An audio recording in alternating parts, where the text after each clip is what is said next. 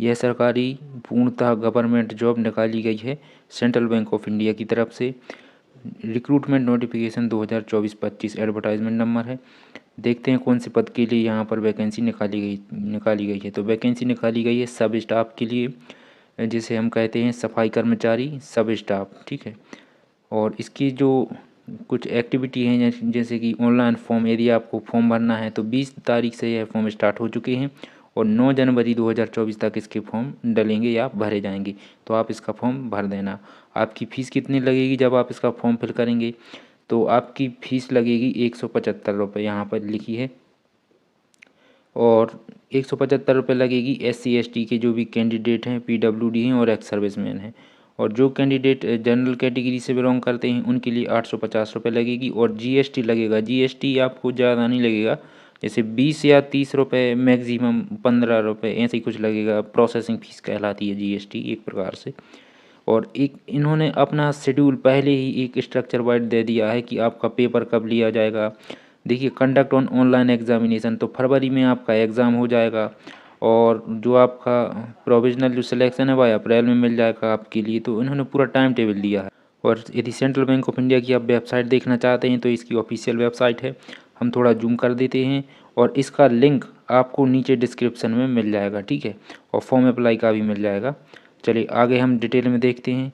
तो देखिए यहाँ पर सबसे पहले हम बात करते हैं योग्यता की, कि यदि आप इसमें फॉर्म फिल करना चाहते हैं तो आपके पास में क्या योग्यता होनी चाहिए, यानी कि आपके पास में शैक्षणिक योग्यता या जिसे हम एलिजिबिलिटी कहते हैं क्या होनी चाहिए। तो सबसे पहले तो आप भारत के निवासी होना चाहिए और कुछ और देश के भी हों, जैसे तिब्बत, भूटान वगैरह, सिटीजन इंडिया, नेपाल, भूटान, ठीक है। और आगे देखते हैं कट ऑफ डेट। इन्होंने कहा है कि यदि आपकी जो एज है और जो भी डॉक्यूमेंट जैसे कि आपने 10th कब पास की, 12th पास कब पास की, डिग्री कब पास की, हालांकि इसमें अभी और देखेंगे हम आगे, तो उसकी जो कट ऑफ डेट रहेगी वह 31 मार्च 2023 रहेगी।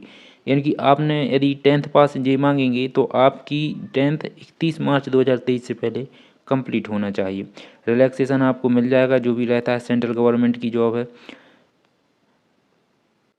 ये लिखी यहाँ पर योग्यता, है ना। एक बार फिर से देख लीजिए योग्यता, इन्होंने केवल मांगा है 10th।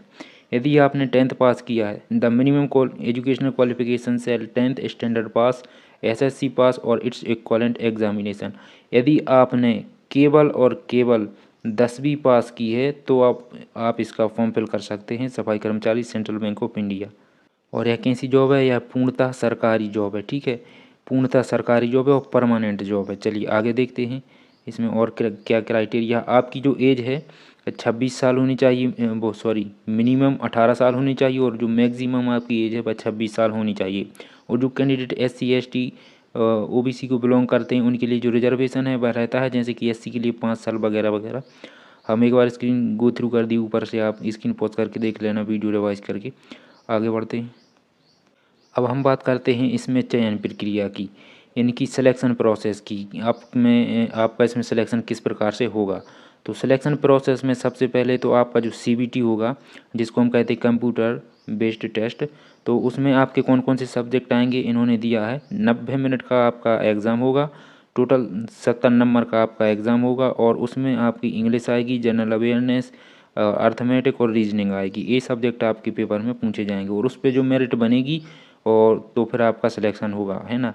आपकी जो मेरिट बनेगी किस में, इसमें एग्ज़ाम में, कंप्यूटर बेस्ड एग्ज़ाम में।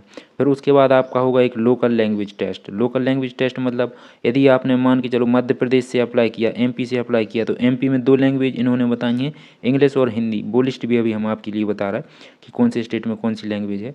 तो आपका यदि आप इंग्लिश से डालते हैं तो आपका इंग्लिश का टेस्ट लिया जाएगा 30 नंबर का, 30 मिनट का। हिंदी से डालेंगे तो भी 30 नंबर का 30 मिनट का टेस्ट लिया जाएगा। देखिए ये है वो लैंग्वेज, ठीक है। जैसे बिहार में इंग्लिश और हिंदी दिया है ना। दिल्ली में इंग्लिश हिंदी दिया है। महाराष्ट्र में 3-4 लैंग्वेज दी गई हैं, इंग्लिश, हिंदी, मराठी और कोंकणी। यदि मान के चलो आप महाराष्ट्र से फॉर्म भर रहे हैं, ठीक है, आपने महाराष्ट्र से फॉर्म तो भर दिया, लेकिन यदि आपने कोंकणी चूज़ कर लिया तो आपका बाद में वो कोंकणी का टेस्ट भी लेंगे तो आपको वो पास करना पड़ेगा, उसमें भी मेरिट लानी पड़ेगी। जैसे कोई मध्य प्रदेश से अप्लाई करता है तो इंग्लिश और हिंदी तो इनका टेस्ट देना पड़ेगा आपको। आपका जो एग्ज़ाम सेंटर है परीक्षा केंद्र, इन्होंने सिर्फ यही इतना कहा है कि वो पूरे भारत में कहीं भी दे सकते हैं आपके लिए, है ना। कुछ सिटीज़ के उन्होंने नाम दिए हैं, जैसे कि अहमदाबाद, भोपाल, दिल्ली, कोलकाता, लखनऊ, और इन्होंने कुछ सिटीज़ के नाम दिए हैं। अब फॉर्म भरते टाइम आपको पता चलेगा कि कुछ और भी सिटीज़ हैं या केवल इतनी ही सिटी में आपका एग्ज़ाम लिया जाएगा। बात करते हैं, यदि आप इसमें आवेदन करना चाहते हैं तो आवेदन किस प्रकार करेंगे, हाउ टू अप्लाई। तो उसके लिए सबसे पहले आपको इसकी ऑफिशियल वेबसाइट पर जाना पड़ेगा, जिसका लिंक आपको नीचे भी मिल जाएगा और अभी मैंने बता भी दिया वीडियो में। तो सबसे पहले आपको रजिस्ट्रेशन करना पड़ेगा, फिर फीस, फिर फोटोग्राफ, सिग्नेचर वगैरह। तो इसमें सबसे मेन बात आपको याद ही रखना है कि जैसे आप फ़ोटो या जो भी साइज का, देखिए इन्होंने दिया है फ़ोटो की जो साइज़ है वह 4.5 सेंटीमीटर से 3.5 सेंटीमीटर चाहिए, यानी लंबाई में 4.5 सेंटीमीटर और चौड़ाई में 3.5 सेंटीमीटर इनको फ़ोटो चाहिए। और सिग्नेचर क्या कुछ है, आप एक बार नोटिफिकेशन ज़रूर पढ़ा कीजिए। आपका लेफ्ट थंब इम्प्रेशन लगेगा, है ना। सिग्नेचर इन्होंने कहा है कैपिटल में नहीं होना चाहिए, यानी फुल कैपिटल में नहीं होना चाहिए, फॉर्म रिजेक्ट हो जाएगा।